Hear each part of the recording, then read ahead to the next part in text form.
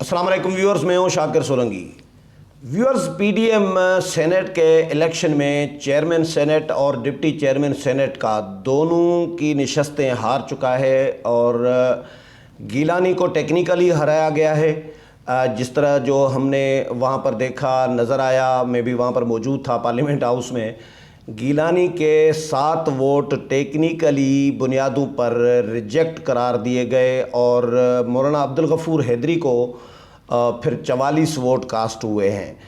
अगर मौलाना जीत जाते, ये जो तसर था, मैंने पहले प्रोग्राम में ज़िक्र किया था, किसी व्यूअर ने भी कमेंट किया था और एक तसर नज़र भी आ रहा था, कड़ियाँ कड़ियों से मिला रहे थे, तो कि नून लीग ने शायद कोई मिली भगत की है या जेयूआई ने, तो वो तसर बिल्कुल ख़त्म हो गया है।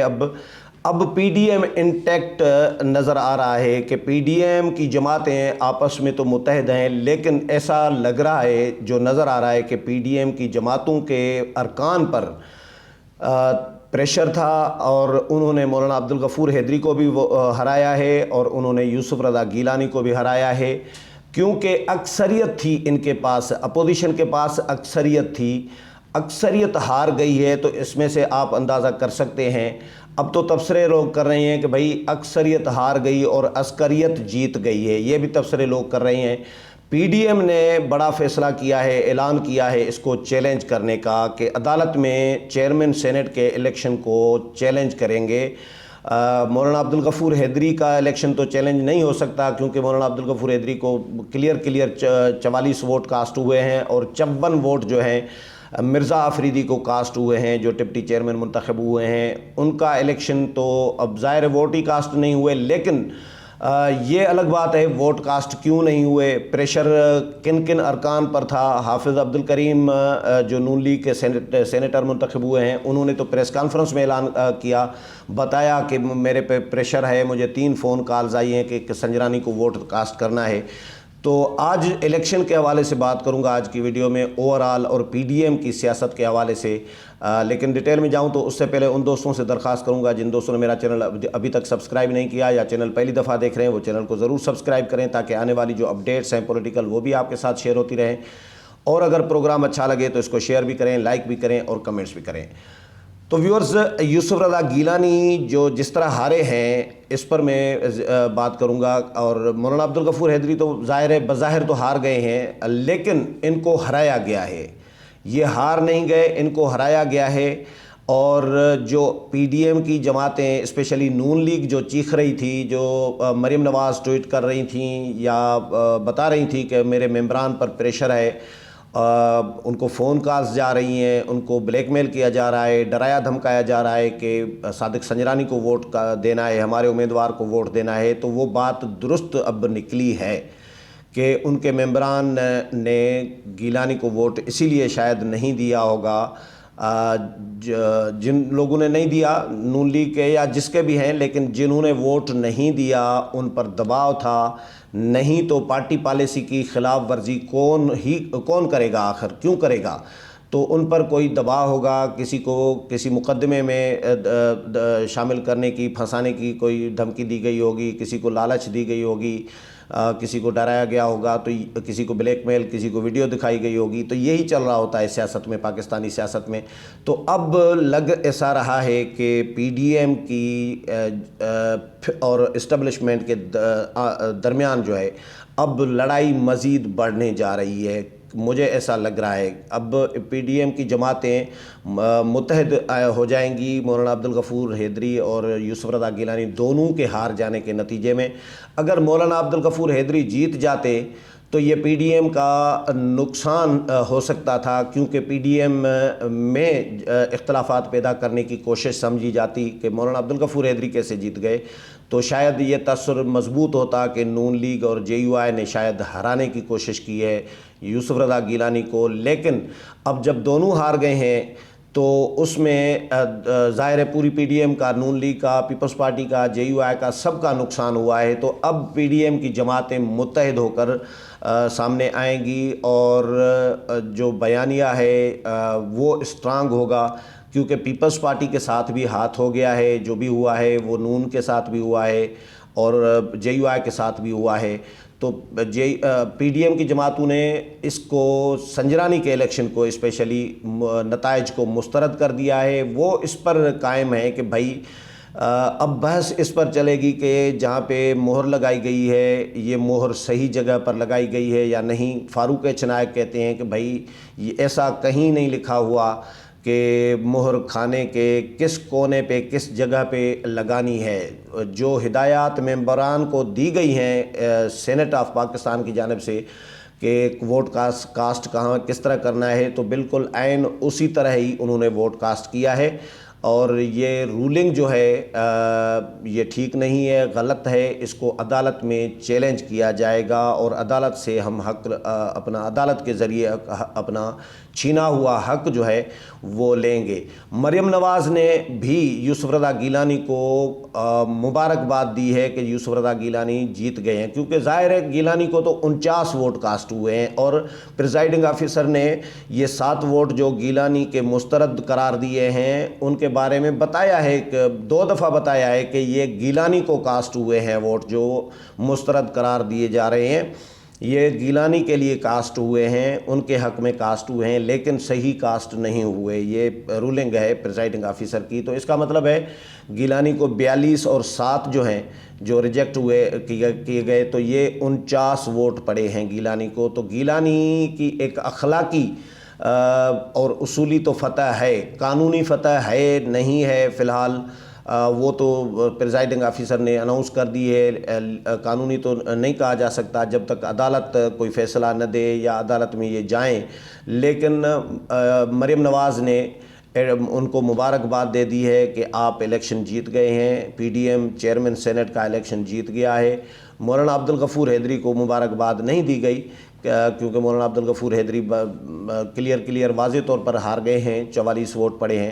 لیکن ووٹ کیوں اپوزیشن کے ٹوٹے، یہ سوال اپنی جگہ پہ ضرور ڈسکس کیا جا رہا ہے اور کیا جانا بھی چاہیے کہ بھئی جو اپوزیشن چیخ رہی تھی کہ اسٹیبلشمنٹ کا دباؤ ہے ممبران پر، ان کو بلیک میل کیا جا رہا ہے، ڈرایا دھمکا جا رہا ہے. تو ایک تاثر تو یہ بھی تھا نا کہ نون لیگ اور جے یو آئی نے شاید ہرانے کی کوشش کی ہے جان بوجھ کے، کیونکہ زرداری صاحب کے حوالے سے یہ ایک تاثر تھا مارکیٹ میں کہ زرداری صاحب شاید اسٹیبلشمنٹ کے ساتھ ڈیل کرنا چاہ رہے ہیں، پی ڈی ایم کو بیچنا چاہ رہے ہیں.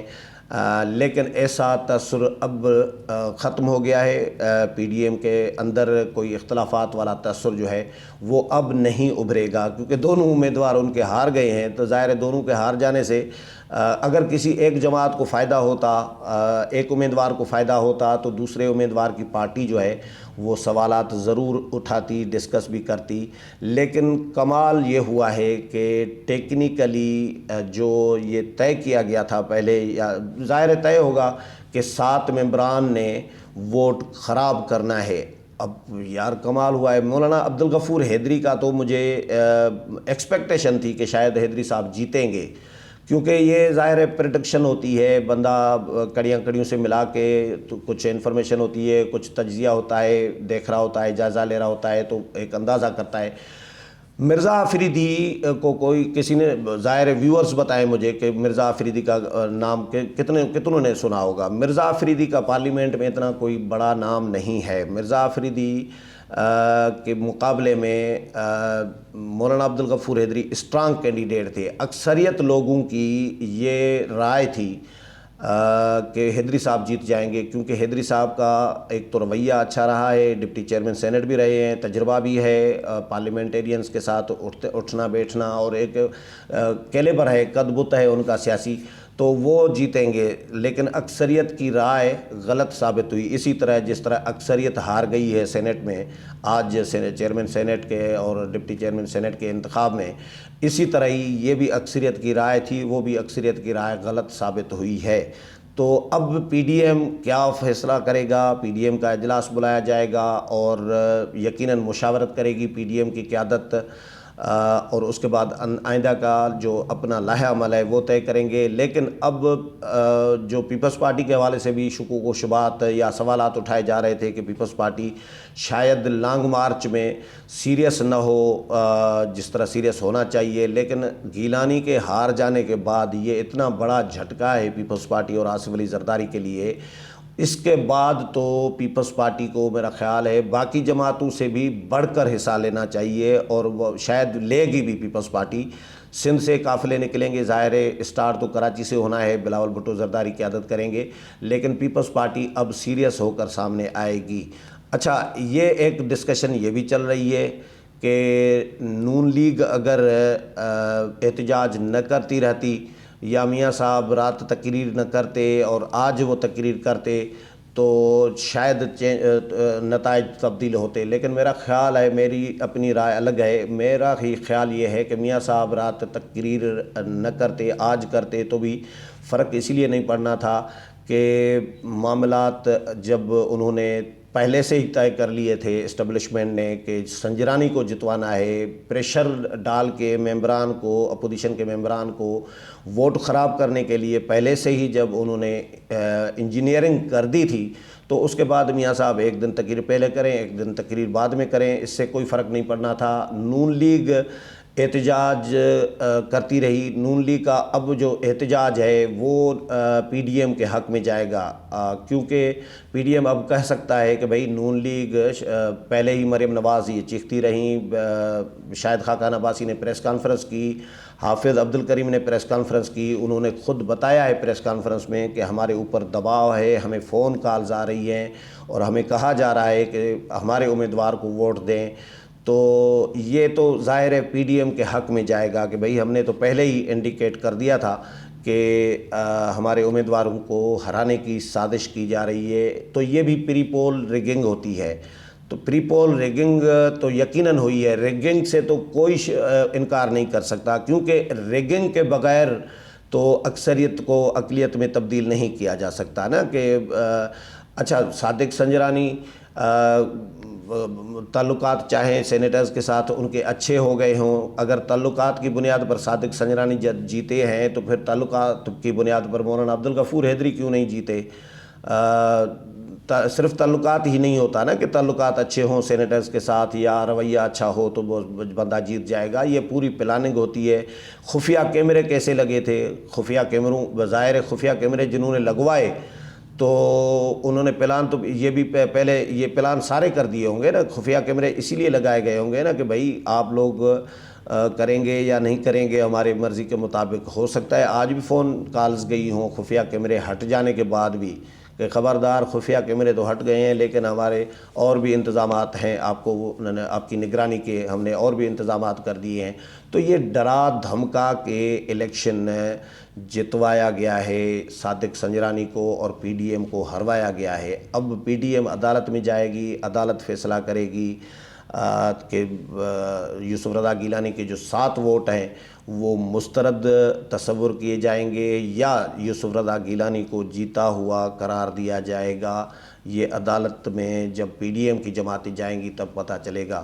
اس حوالے سے مزید پی ڈی ایم کی کوئی اپڈیٹ آئے گی یا حکومت کی جو بھی پالیٹکس کے حوالے سے وہ بھی آپ کے ساتھ شیئر کروں گا۔ امید ہے یہ بھی پروگرام پسند آیا ہوگا، اگلے پروگرام میں پھر ملاقات ہوگی، تب تک اجازت چاہتا ہوں، اللہ حافظ۔